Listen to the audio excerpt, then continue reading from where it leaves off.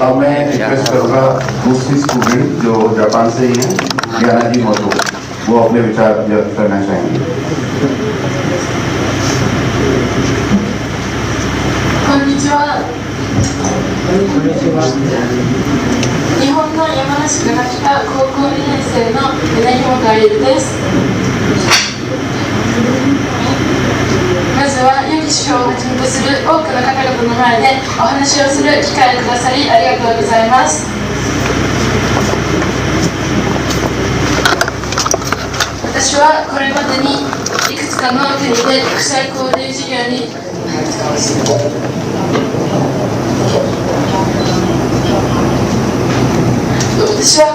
私は今までいくつかの国で国際交流事業に参加し、異文化交流をしてきました。私はそれらの国際事業を通して自分の住んでいる日本や山梨などの地域と相手の地域とのお互いの文化を共有し、尊重し合うことを大切にしてきました。今回は山梨県の高校生の代表として出向き、山梨と UP 州のつながりである水素事業、富士山やタイジマハルなどの世界遺産から多くの異文化交流をすることができています。インドの人々はとてもフレンドリーですぐに助けてくれる優しい人が多く、お花の首飾りやビンディーなどのおもてなしをたくさんしてくれてとても嬉しかったです。6日間ここでの経験を高校生13人がそれぞれこれからの未来に生かしていきたいと思います。結びにこの訪問団を支えてくださったすべての皆さんに感謝を申し上げます。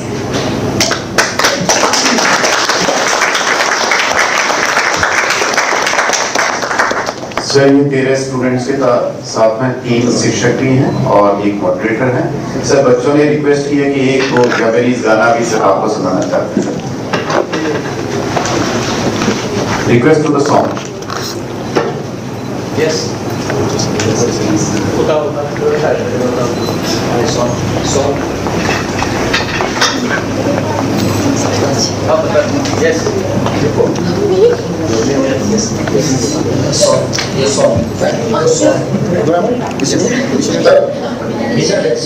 んなで手振り回していい？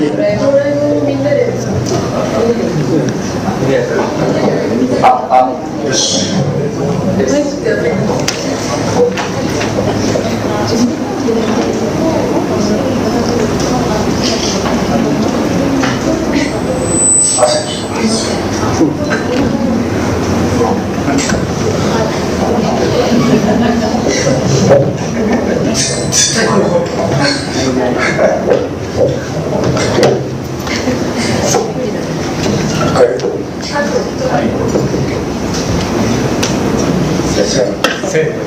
1、2、3、せーの。あんなこといいな、できたらいいな。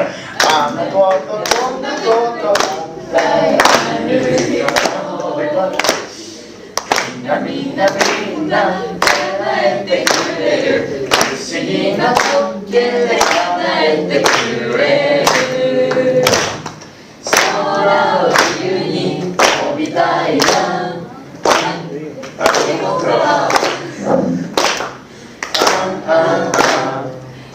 ても大好きドラえもん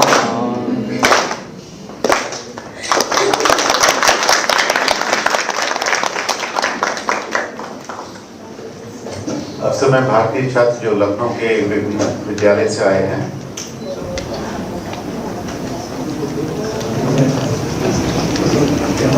और मैं ईशान से अनुरोध है कि वो अपने विचार व्यक्त करें। जय Shri Ram. A warm welcome to all our esteemed guests। ये हमारा सौभाग्य है कि आप यहाँ आए हैं। भारत की धरती ये पावन धरती में हम वासुदेव कुटुंबकम में विश्वास रखते हैं कि पूरा दुनिया ही हमारा परिवार है। This is the land of Lord Ram जैसा कि आप देख सकते हैं ये हमारे पूजनीय राम जी हैं। इनको आप जापान में इनकी धर्मपत्नी जी को पूछते हैं। Benzaiten goddess is worshipped in Japan and we share a common culture. We share a common culture between India and Japan. आप इस समय भारत के अवधि एरिया में हैं। यहाँ पर अवधि का प्रयोग होता है। यह श्री कृष्ण जन्मभूमि जो हमारे भगवान है उनकी धरती है।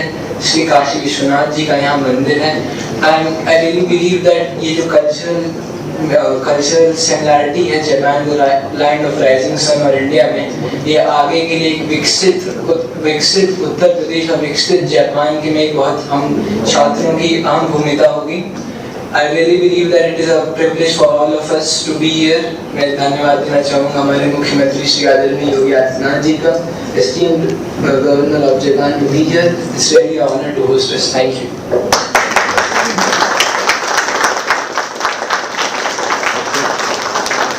अब सर एक और छात्रा हैं जो अक्षरा, वो भी अपने विचार व्यक्त करना चाहेंगे। कोनिचिवा सभी को। बहुत अच्छा लगा कि आप सभी आए हैं और मैं अक्षरा पांडे हूँ। पहले तो योगी आदित्यनाथ जी का बहुत बहुत धन्यवाद और ऑनरेबल गवर्नर जी का, और हम सभी अभी यूपी में हैं और आप बहुत अच्छा लगा कि आप लोगों को ताजमहल बहुत पसंद आया। ये one of the world heritage site है और जब आप लोगों ने डोरेमोन और ऐसे एनिमेस की बात की मुझे बहुत अच्छा लगा। हम सब डोरेमोन देखते देखते बड़े हुए हैं और आज भी हम जापानीज एनिमे बहुत देखते हैं। शायद one of the most favourite चीज़ें हैं ये आपकी, और बहुत बहुत अच्छा लगा कि आप लोग यहाँ आए हैं। और हमारा इंडिया में कल्चर है कि आप सभी हमारे लिए भगवान हैं, तो हम लोग गेस्ट को भगवान मानते हैं। तो आप सभी का बहुत बहुत शुक्रिया और आरिगातो।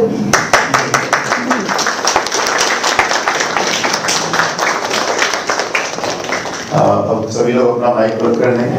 एक गाना ये की तरफ से रिक्वेस्ट है कि सर एक गाना भारत की तरफ से भी जापानीज बच्चों के लिए और अपने अतिथियों के लिए।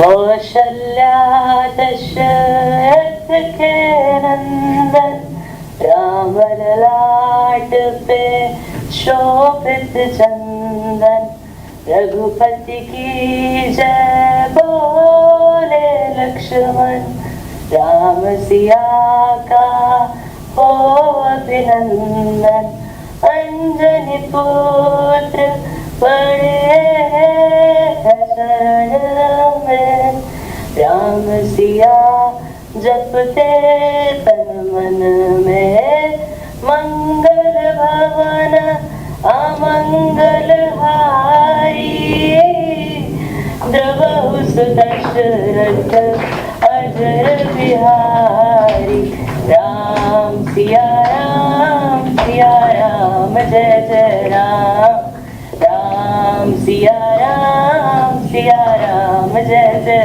Ram.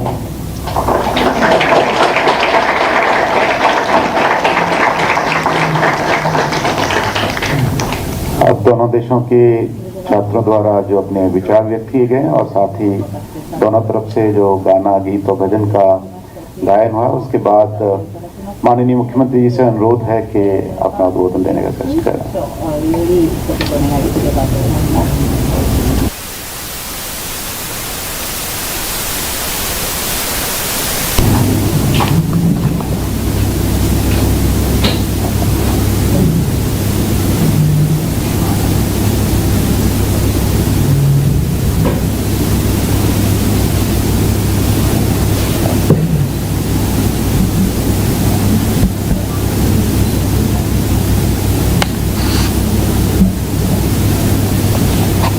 His Excellency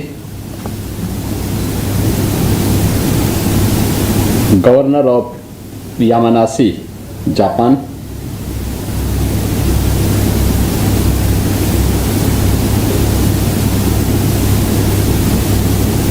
student exchange के आज के इस कार्यक्रम में जापान के यामानाशी से आए हुए हमारे 13 छात्र और उनके फैकल्टी मेंबर्स,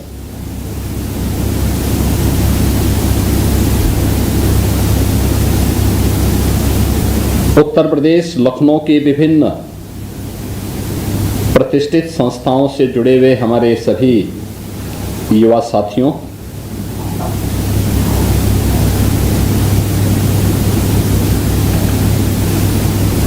ओहायो गोंजाइमस, सुप्रभात।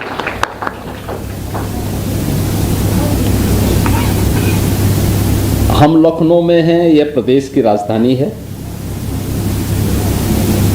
और उत्तर प्रदेश भारत की आबादी का सबसे बड़ा राज्य है। 25 करोड़ से अधिक की आबादी इस राज्य में निवास करती है और अगर आप कहें तो यह उत्तर प्रदेश भारत की स्पिरिचुअल टूरिज्म का, जिसे आप हार्टलैंड ऑफ इंडिया कह सकते हैं, उस रूप में जाना जाता है। हम लखनऊ में हैं, ये अवध क्षेत्र के अंतर्गत आता है। इसी में मर्यादा पुरुषोत्तम प्रभु श्री राम का जन्म अयोध्या में हुआ था। यह हजारों वर्ष पहले की घटना है। इसी यूपी में कल आप लोग आगरा गए होंगे। आगरा में आपने ताजमहल देखा होगा। ताजमहल ये हमारे ब्रज क्षेत्र का पार्ट है। आप लोग आगरा मथुरा होते हुए आए हैं और मथुरा भगवान श्री कृष्ण की पावन जन्मभूमि भी है। लखनऊ के बाद कल आपको यहां से वाराणसी जाने का अवसर प्राप्त होगा। वर्ल्ड हेरिटेज साइट सारनाथ, जो भगवान बुद्ध की प्रथम दीक्षा यानी जहां उन्होंने पहला उपदेश दिया था, वहां जाने का अवसर प्राप्त होगा। वाराणसी दुनिया की प्राचीनतम नगरियों में से एक है।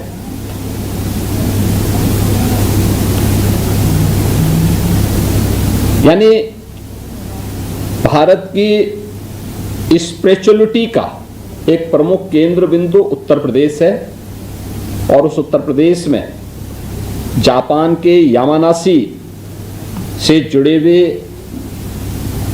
इन युवा विद्यार्थियों के साथ में उत्तर प्रदेश के लखनऊ से जुड़े हुए हमारे इन युवा विद्यार्थियों का यहाँ पर आज इंटरेक्शन, ये हमें अभिभूत करने वाला है। मैं सबसे पहले तो जापान से आए हुए अपने इन युवा मित्रों का भी और भारत के अपने इन सभी लखनऊ से जुड़े हुए इन सभी युवा विद्यार्थियों का मैं हृदय से इस विशेष मीट में अभिनंदन करता हूं, स्वागत करता हूं। मेरा मानना है कि यह केवल छात्रों का मीट नहीं, यह दो संस्कृतियों का, दो परंपराओं का और दो देशों के युवा पीढ़ियों की मुलाकात भी है। यहां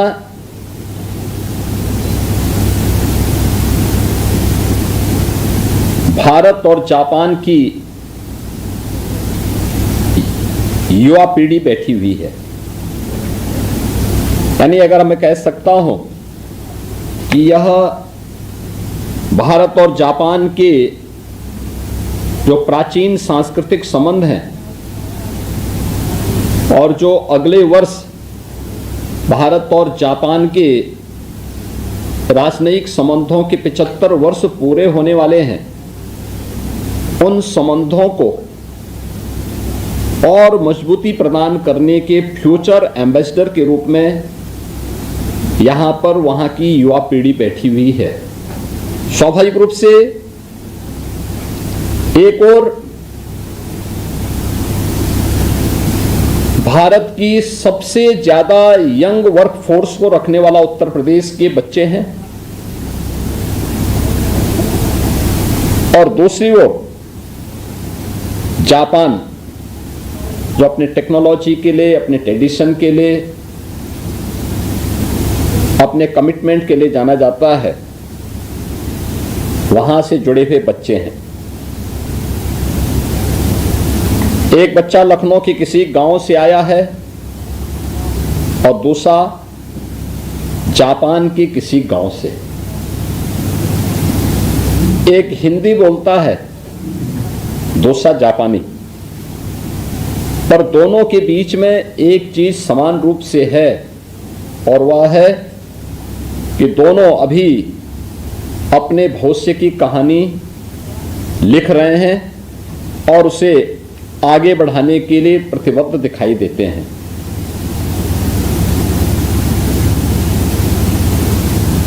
जापान से आए हुए जो हमारे युवा मित्र हैं, ये भारत की विविधता में एकता, वसुधैव कुटुंबकम,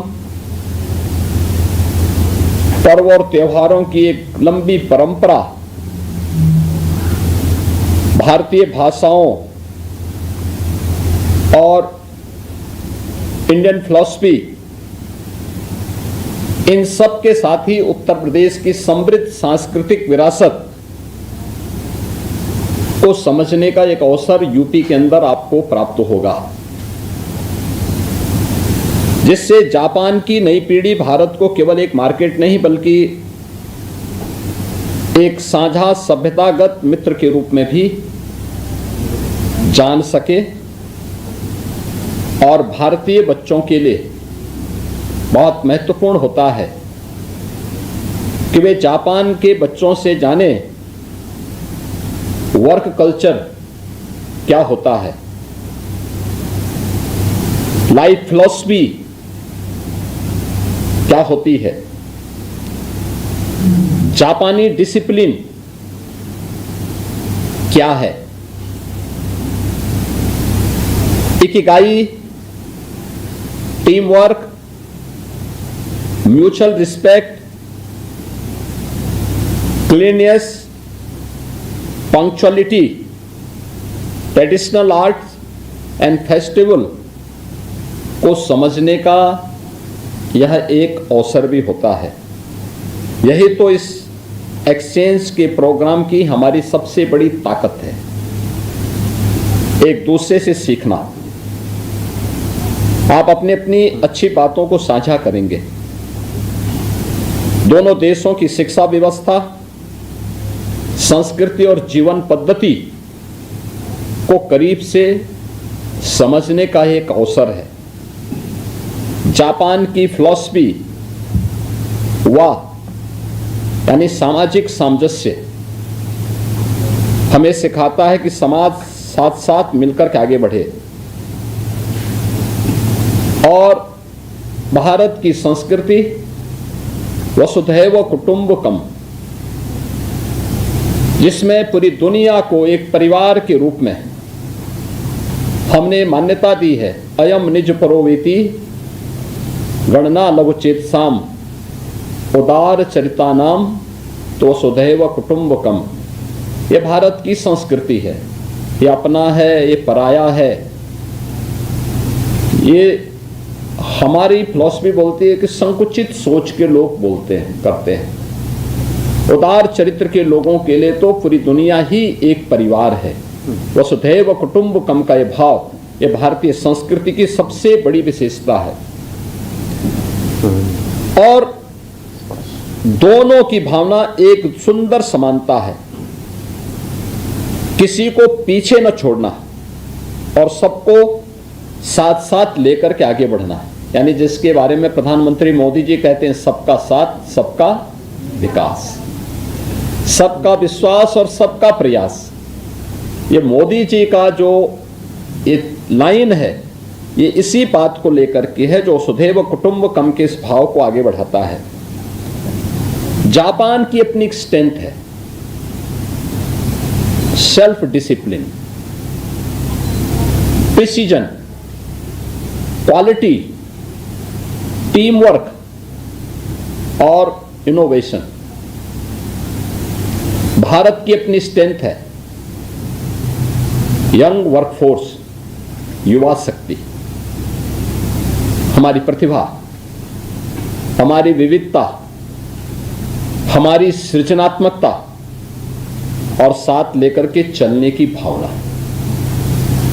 मेरा विश्वास है कि जब जापान की स्ट्रेंथ और भारत की स्ट्रेंथ साथ आएगी तो केवल दोनों देशों के बच्चों का भविष्य ही बेहतर नहीं होगा, अभी तो ग्लोबल स्टेज पर नई संभावनाओं के द्वार भी इसके माध्यम से खुलेंगे।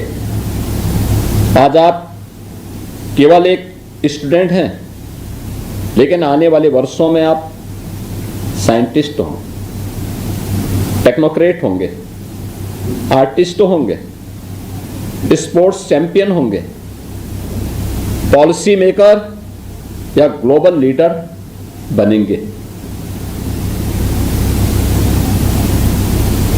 आप सभी से मेरी एक छोटी सी अपेक्षा है, एक दूसरे की लैंग्वेज को सीखने के साथ एक दूसरे को समझने की भी हम कोशिश करें। यानी सबकी भावनाओं को सम्मान मिलना चाहिए और सबको एक दूसरे का सम्मान देने की हमारी परंपरा होनी चाहिए। हमारे सबसे मजबूत रिश्ते क्लासरूम, कैंपसेस, लेबोरेटरीज और यंग माइंड्स के बीच बनते हैं। हमारे बच्चे एक दूसरे की संस्कृति, मूल्यों और जीवन दृष्टि को समझें और साथ सीखें और साथ आगे बढ़ें, क्योंकि आज के बच्चे ही कल भारत जापान पार्टनरशिप के सबसे प्रभावशाली एम्बेसडर होंगे। अरिगातो गोजाइमस। धन्यवाद।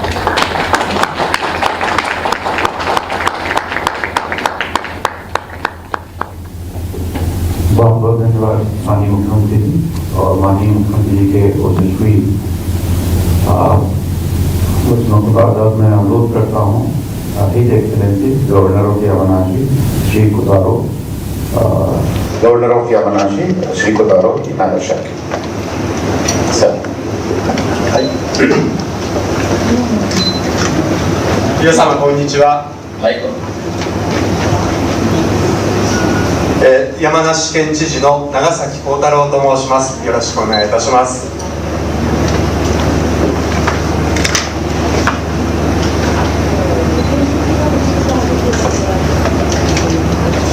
まずは、この貴重な機会をご用意をいただきましたウッタールプラディッシュヨギ・アディナヤートチーフミニスター方に心から感謝を申し上げます。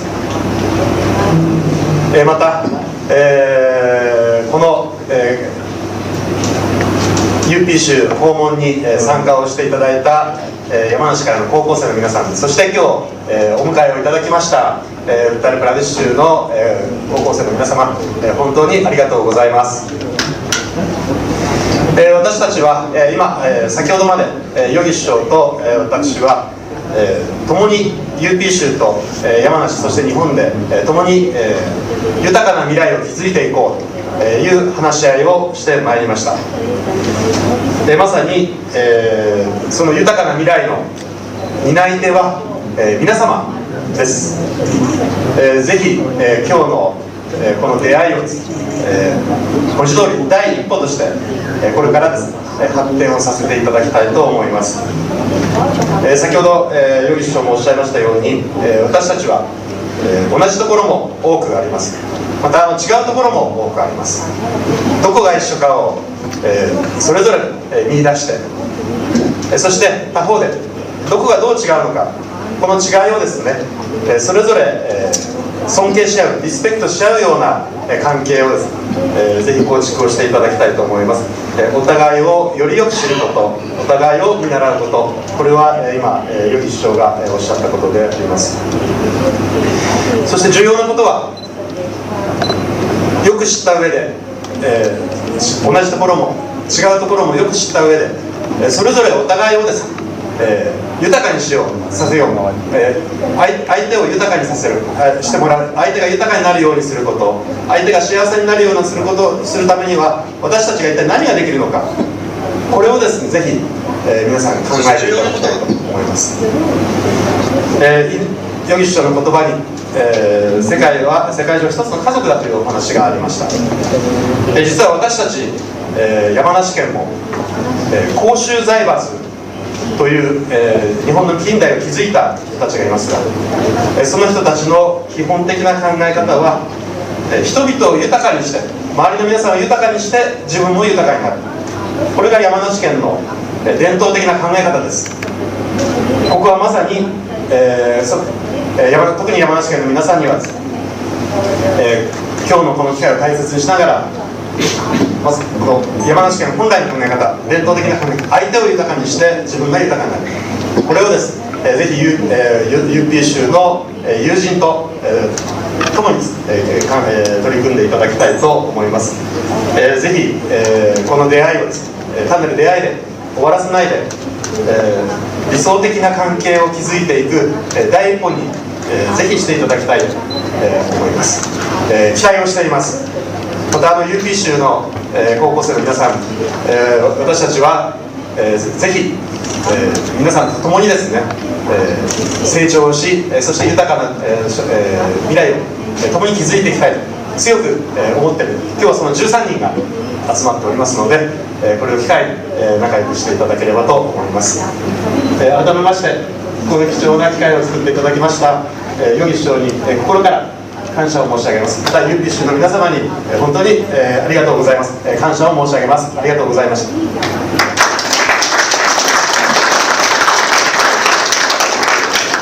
बहुत बहुत धन्यवाद एक्सेलेंसी। भारत के युवाओं को प्रेरित करने के